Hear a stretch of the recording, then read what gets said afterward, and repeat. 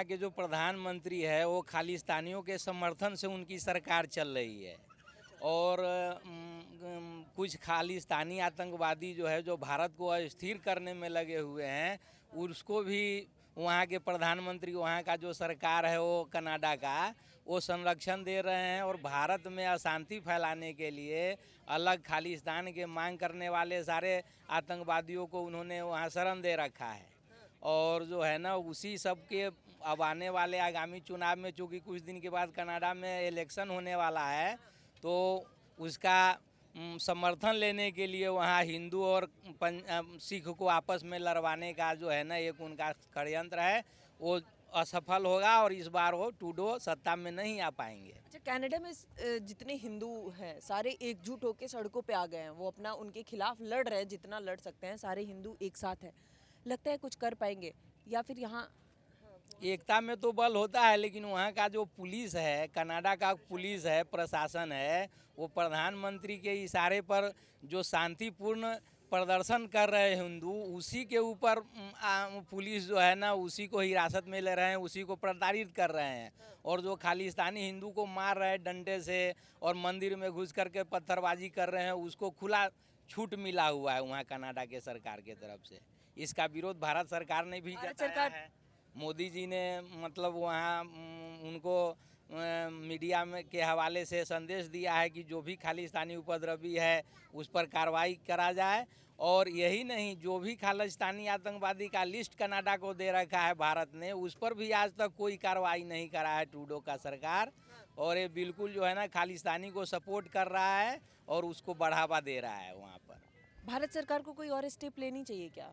ये मेरा सवाल है कि आखिर बार बार हिंदुओं पे ही ऐसा क्यों हो रहा है? अभी कुछ टाइम पहले बांग्लादेश में हुआ, वहाँ के हिंदू लड़ रहे थे सड़कों पे, फिर अब कनाडा में हो रहा है। और आए दिन लोगों का मानना है कि भारत में भी हिंदू सेफ नहीं है, ये कहने के लिए है। ऐसा है जी, वो जब तक हम लोग जाति में बटे रहेंगे तब तक हम लोग सेफ नहीं रहेंगे। इसका एक ही महामंत्र है जो योगी आदित्यनाथ जी ने दिया है, बटेंगे तो कटेंगे, एक रहेंगे तो नेक रहेंगे। इसलिए जब तक हिंदू में एकता नहीं होगा, अब मुस्लिम समाज में भी और समाज में भी बहुत जातियां हैं, लेकिन उसको लोग उसके जनगणना का बात नहीं करते, सिर्फ हिंदू में ही मतलब जाति में तोड़ करके और राज करना चाहते हैं। सब आदमी इकट्ठित रहे, सारी जाति एक जगह है, जो भी अच्छा काम करे उसको सपोर्ट करे, तभी जो है ना हिंदू का भला हो सकता है। सब एकत्रित होगा तभी ये मतलब जो है ना उपद्रव और दंगा जो जगह जगह बांग्लादेश में भी आज हो रहा है। शेख हसीना जो हिंदू का सपोर्टर मानी जाती थी, उसको सत्ता से हटा करके आज पूरा अत्याचार हुआ, पूरे मंदिर में तोड़ फोड़ हुआ, पूरे कितने लोगों को मार दिया गया बांग्लादेश में। यहाँ का कोई राजनीतिक दल हिंदुस्तान का हिंदू के सपोर्ट में, बांग्लादेश का हिंदू हो या अभी 2 दिन पहले जो कनाडा में घटना हुई है उसके खिलाफ एक भी पार्टी बीजेपी को छोड़ करके कोई एक शब्द भी हिंदू के सपोर्ट में बोलने के लिए तैयार नहीं। यही मेरा सवाल था कि जब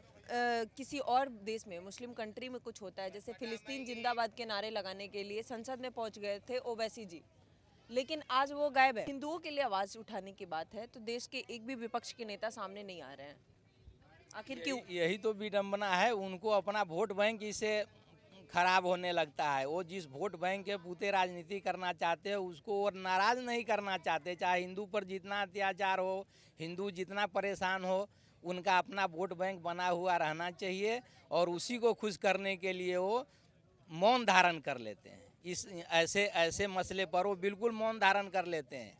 जबकि अगर छोटा मोटा घटना कोई गलती से भी हो जाए तो मतलब दूसरे धर्म के प्रति तो लगता है कि हिंदुस्तान में कितना बड़ा बवाल मच गया, उसको लेकर के संसद से लेकर सड़क तक, मीडिया तक, हर जगह वो जो है ना नेता हंगामा करने लगते हैं। इससे क्या लगता है, अगर दूसरे देश में हिंदुओं पे आवाज उठाने के लिए कोई नहीं है, अपने देश में अगर भगवान न करे लेकिन अगर अपने देश में हिंदुओं पे ऐसा कोई अत्याचार होता है, लगता है कोई नेता सामने आएंगे? अभी तो फिलहाल देखने से एक बीजेपी के अलावा और कोई पार्टी ऐसा नहीं है जो हिंदू के मुद्दे पर खुल के बात करने वाली पार्टी हो इस हिंदुस्तान के अंदर। क्या एक लगता है उसी क्यों पार्टी नहीं? से मुझे उम्मीद लगता है। मुसलमानों के लिए ऐसा लोगों का कहना है कि बहुत सारी कंट्री है जहाँ पे मुसलमानों के हित के लिए है, वो वहाँ पे सेफ है, वहाँ रह सकते हैं। हमारे देश में मुस्लिम भी सेफ है, हिंदू भी सेफ है, लेकिन मुस्लिम ज़्यादा सेफ नज़र अब आ रहे हैं। उनकी जनसंख्या भी बढ़ रही है, उस पर भी बात हो रही है, और खुल के वो कहते भी हैं हमारी जनसंख्या बढ़ेगी। बहुत सारे ऐसे मुस्लिम के नेता हैं, वो कह रहे हैं कि हमारी जिस दिन जनसंख्या हो गई 50% से ऊपर, उस दिन इस देश का क्या हाल होगा। वही समझने वाली बात है, उसमें उसमें एकता है। वो जो भी है ना, वो सारे लोग एक जगह वोट डालते हैं कि हमको तो जिस पार्टी को वोट देना है वो इकट्ठे देना है। अभी मजलिस का 2 दिन पहले दिल्ली में मजलिस का अखिल भारतीय सम्मेलन हुआ था। उसमें खुल के मौलाना मदनी हैं, अरशद मदनी है या न जाने उनका क्या, वो खुल के कह रहे हैं कि जो इंडिया गठबंधन का जो मैनिफेस्टो है वो हमारे हित के लिए है। हम सारे लोगों ने 2024 में इंडिया गठबंधन को सपोर्ट किया था, जबकि हिंदू में जाति जाति में बटे हुए हमारे जाति का पार्टी है, ये हमारे जाति का पार्टी है। तो हम लोग बहुसंख्यक हो करके भी लाचार है इस देश में। लेकिन कुछ हिंदू ये भी तो कह रहे हैं कि हम फिर आखिर सपोर्ट किसको करें, हम हिंदू हैं, हम एकजुट होकर अगर बीजेपी को कर भी दे रहे हैं तो बीजेपी हमारे लिए कर क्या रही है।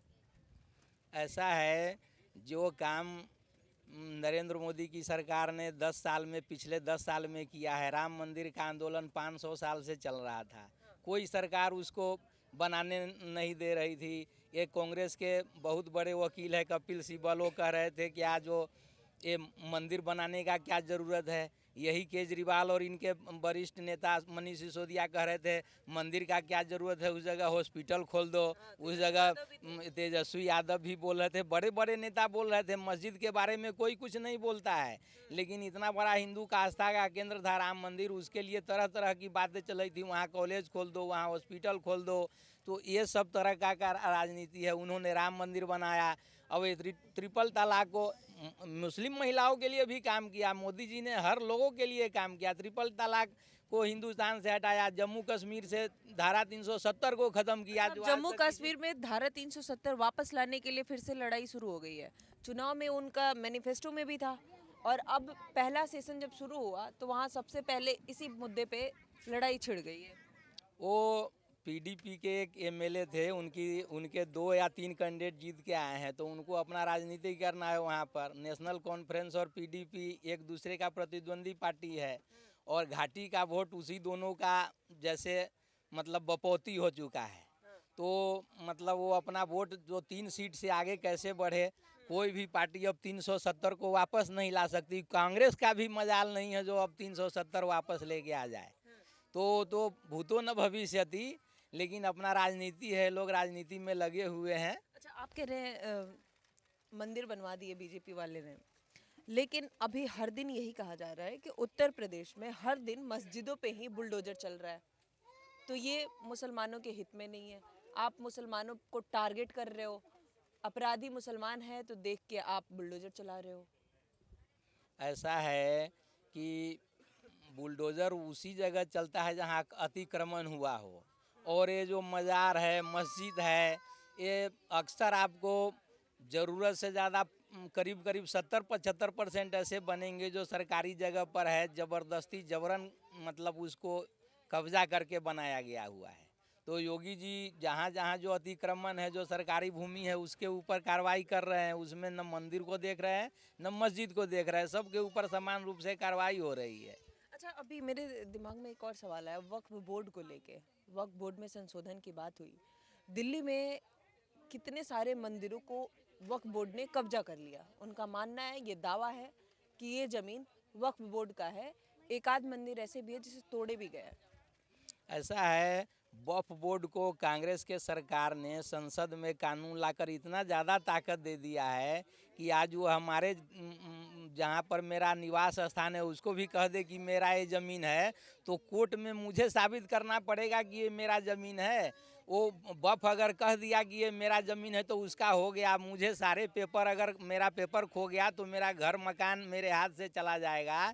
इसी को दूर करने के लिए सरकार जो है ना वक्फ में संशोधन करना चाहती होना है। चाहिए। बिल्कुल होना चाहिए। ये जो है ना वक्फ बोर्ड जो है ना, ये लेकिन फिर तो मुसलमानों के मसीहा सामने आते हैं, वो कहते हैं कि आप मुसलमानों को टारगेट कर रहे हो। वक्फ बोर्ड अगर बना है तो बना है, वो रहेगा। आप क्यों, आपको संशोधन करने की जरूरत क्यों पड़ गई? इतने सालों से जो चल रहा है, क्यों संशोधन करना है?